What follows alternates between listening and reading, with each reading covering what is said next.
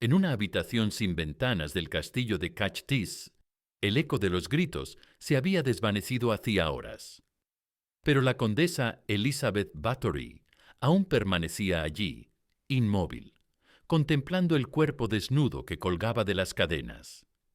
La joven campesina había muerto al amanecer, después de una noche entera de tormentos, pero Elizabeth no había terminado con ella.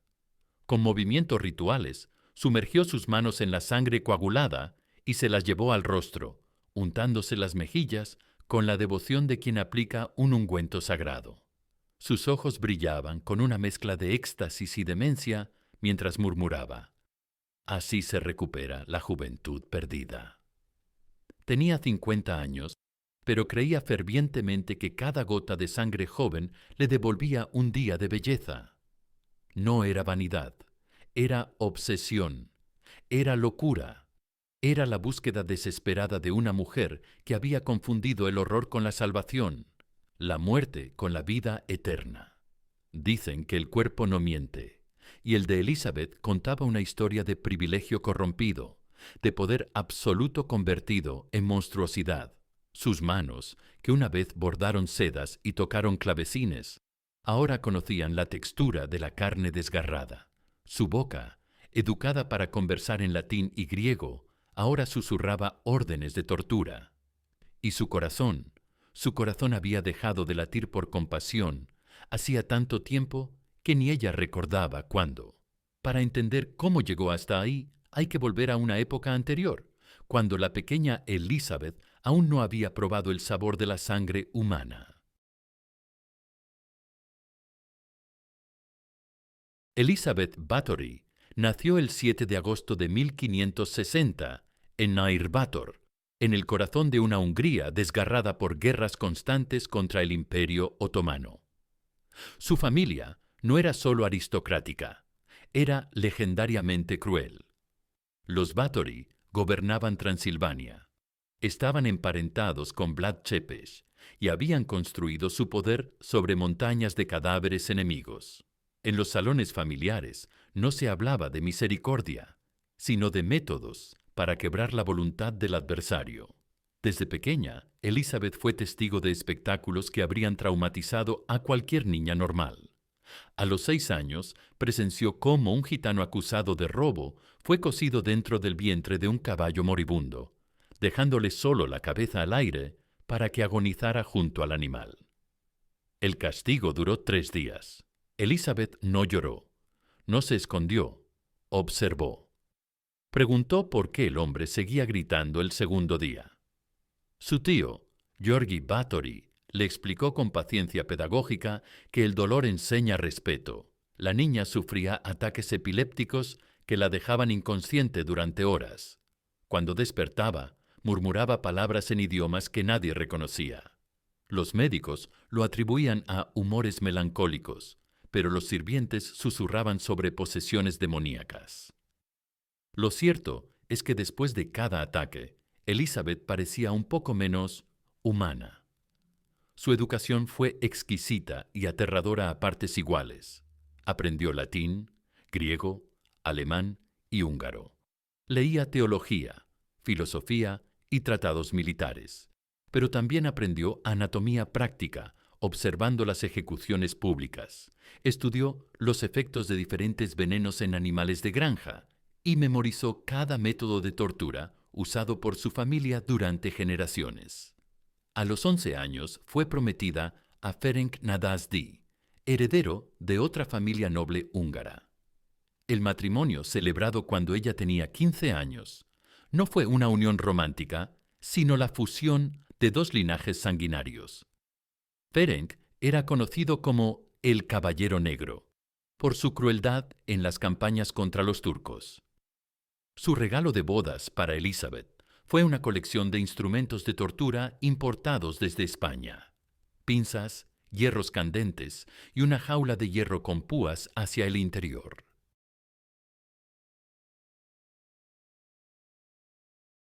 El castillo de Chaktice, regalo de Ferenc para su joven esposa, se convirtió en el escenario perfecto para el desarrollo de sus instintos más oscuros.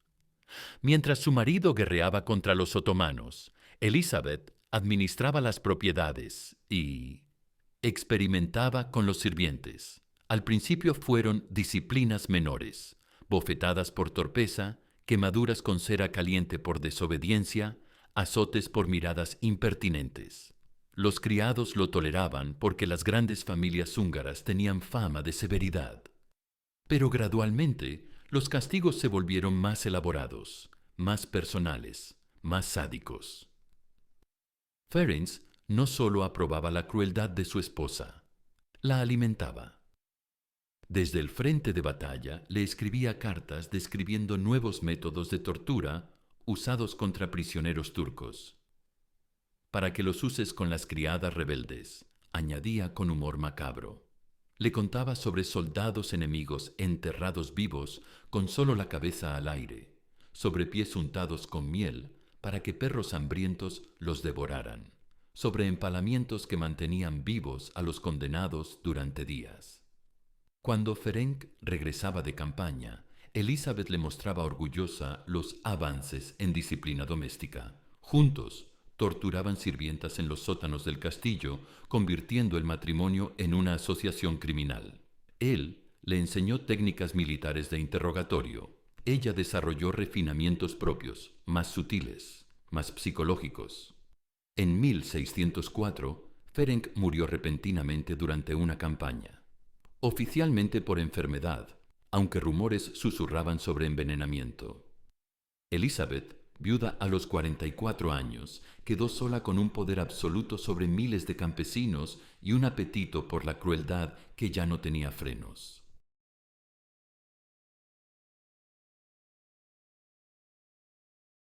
La transformación final de Elizabeth comenzó con un accidente aparentemente trivial. Una sirvienta joven, mientras peinaba el cabello de la condesa, tiró accidentalmente de un mechón. Elizabeth la abofeteó con tal fuerza que la sangre de la muchacha salpicó su mano. Al limpiarse, notó algo extraño. La piel manchada parecía más tersa, más joven. Esa noche escribió en su diario: «La sangre rejuvenece. Es un don divino». No era la primera vez que una aristócrata europea creía en las propiedades rejuvenecedoras de la sangre humana. Pero Elizabeth llevó esta creencia a extremos inimaginables. Ordenó que trajeran más doncellas al castillo. Al principio, bastaba con pequeñas heridas para recolectar sangre fresca. Elizabeth se bañaba en cubas llenas del líquido tibio, se lo untaba en el rostro como cosmético, incluso bebía pequeñas cantidades mezcladas con vino. Los resultados, según su percepción distorsionada, eran milagrosos. Pero pronto las heridas menores no fueron suficientes. Elizabeth necesitaba más sangre, más fresca, de víctimas más jóvenes. Y para obtenerla, desarrolló métodos cada vez más elaborados y brutales. Construyó una cámara especial en los sótanos de Chátice, una sala sin ventanas, donde el eco de los gritos rebotaba como música macabra.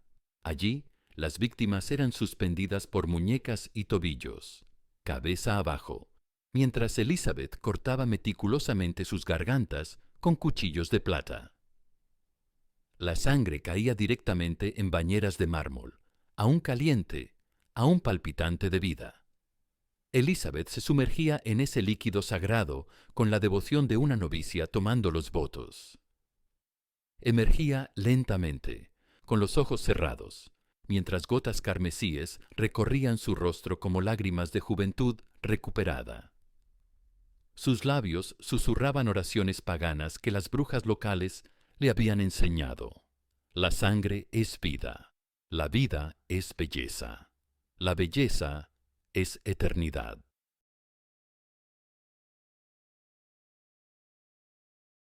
Con el tiempo, el castillo de Chátice se convirtió en una máquina perfectamente organizada para producir sufrimiento.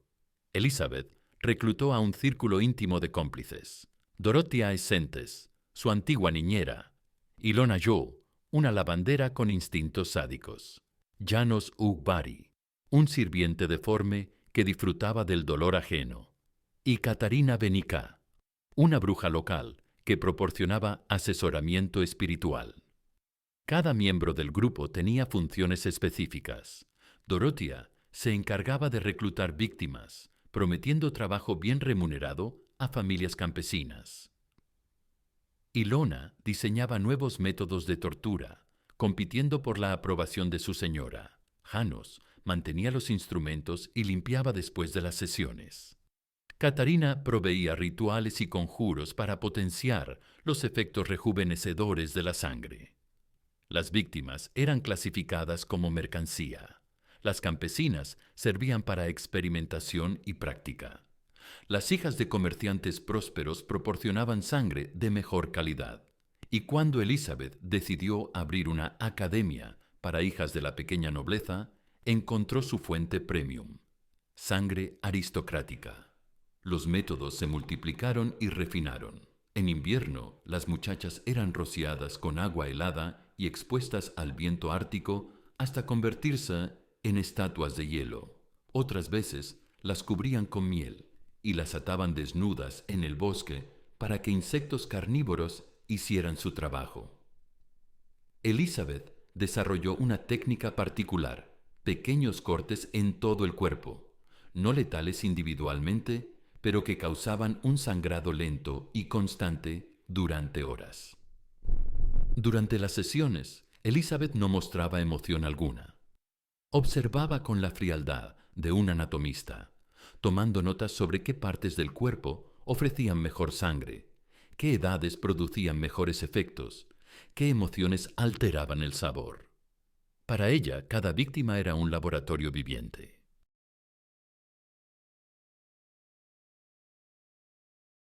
Durante años, Elizabeth operó su maquinaria de horror sin interferencias. ¿Cómo fue posible? La respuesta era simple: dinero, miedo y nobleza. Sus primeras víctimas eran campesinas, huérfanas, sirvientas de aldeas remotas. Cuando las familias preguntaban por sus hijas desaparecidas, recibían excusas. Huyó con un soldado, murió de fiebre, fue enviada a otra propiedad. Los magistrados locales no investigaban porque eran vasallos de los Bathory. Los sacerdotes no predicaban porque la familia donaba generosamente a la iglesia. Los escribas no registraban porque sabían que ciertos nombres no debían aparecer en documentos oficiales. Pero el error fatal de Elizabeth fue la ambición. La sangre campesina ya no satisfacía sus necesidades. Quería algo más puro, más poderoso: sangre aristocrática. Y entonces abrió su academia, un internado para educar a hijas de la pequeña nobleza. Las familias nobles lo vieron como una oportunidad dorada. Enviar a sus hijas a una condesa reconocida, dueña de vastos territorios y con conexiones en toda Europa. Lo que recibieron fueron ataúdes. Una noble desaparecía. Fue enviada a la corte de Viena. Otra enfermaba. Ha sido trasladada para recibir mejor tratamiento médico. Una tercera moría. Un trágico accidente durante una excursión. Pero las cartas familiares eran escasas, las visitas prohibidas y las sospechas crecían. La nobleza húngara comenzó a conectar nombres, fechas, coincidencias, hasta que György Thurzó, palatino del reino y primo político de Elizabeth, decidió actuar.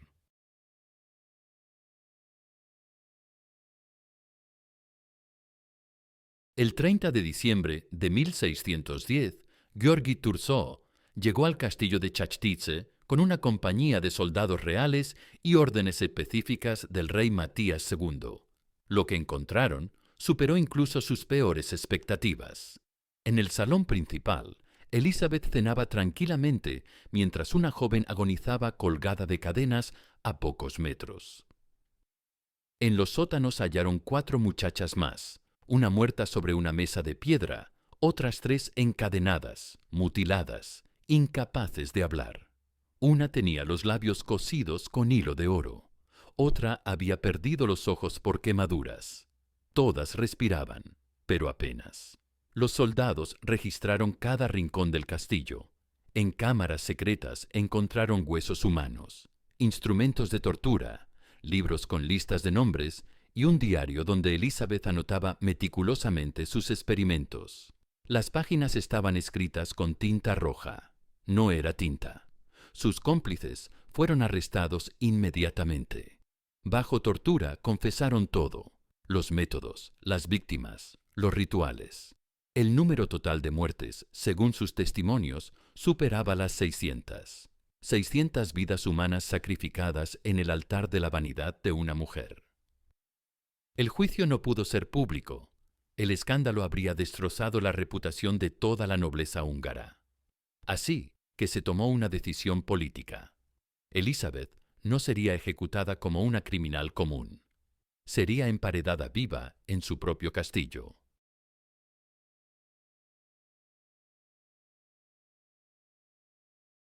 Los albañiles sellaron los aposentos de Elizabeth con ladrillos y mortero, dejando solo pequeñas aberturas para pasar comida y permitir respiración mínima. La mujer que se había bañado en sangre ajena quedó encerrada con sus recuerdos, sin luz, sin espejos, sin víctimas. Durante los primeros días gritó amenazas, prometió venganza, maldijo a Dios y al diablo alternativamente. Golpeaba las paredes hasta sangrarse los nudillos, pero gradualmente el silencio y la oscuridad fueron quebrando su voluntad. Elizabeth comenzó a hablar sola, manteniendo conversaciones con víctimas imaginarias. A veces reía sin motivo aparente. Otras veces sollozaba durante horas. Los guardias que le llevaban comida reportaron que murmuraba constantemente sobre sangre. Más caliente, más fresca. La sangre no debe enfriarse nunca. Pasaron 4 años. Su cabello se volvió completamente blanco. Su piel se arrugó como pergamino. Su voz se redujo a un susurro ronco. El 21 de agosto de 1614, cuando los guardias llegaron con la comida diaria, la encontraron inmóvil en el suelo, con los ojos abiertos clavados en la nada. Elizabeth Bathory había muerto como había vivido, sola, obsesionada con algo que nunca pudo poseer realmente.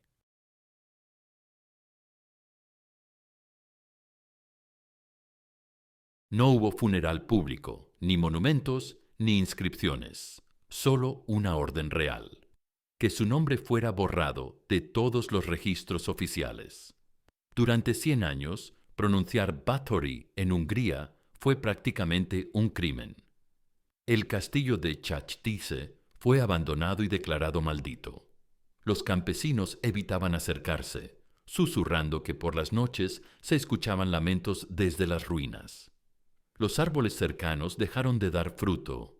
La tierra, empapada con tanta sangre inocente, se volvió estéril. Siglos después, cuando arqueólogos excavaron las cámaras subterráneas, encontraron las paredes ennegrecidas por sangre incrustada en la piedra. Análisis modernos confirmaron lo impensable: sangre humana de múltiples víctimas, preservada durante 400 años como testimonio eterno de horror. Elizabeth Bathory no fue una bruja sobrenatural ni una vampira de leyenda. Fue algo infinitamente más aterrador: una mujer real, inteligente, culta y absolutamente monstruosa. Su historia demuestra que el mal no necesita poderes sobrenaturales, solo poder, dinero y la ausencia total de compasión humana. Porque hay monstruos que nacen y hay monstruos que se hacen. Elizabeth Bathory fue ambos, nacida en una familia que celebraba la crueldad, criada en una sociedad que glorificaba la violencia, educada para ver a otros seres humanos como objetos de su placer. Esta es la historia de la mujer que confundió la juventud con la inmortalidad, la belleza con la monstruosidad, el poder con el derecho a destruir vidas humanas. No fue una asesina, fue una fábrica de muerte. No fue una enferma mental, fue una empresaria del sufrimiento. Y aún hoy, cuando visitamos castillos medievales restaurados como atracciones turísticas, recordemos que algunos de esos muros guardan secretos que el tiempo no puede lavar. Porque la sangre, una vez derramada, deja manchas eternas. Si esta historia te ha estremecido, compártela. porque olvidar los horrores del pasado es condenar el presente a repetirlos.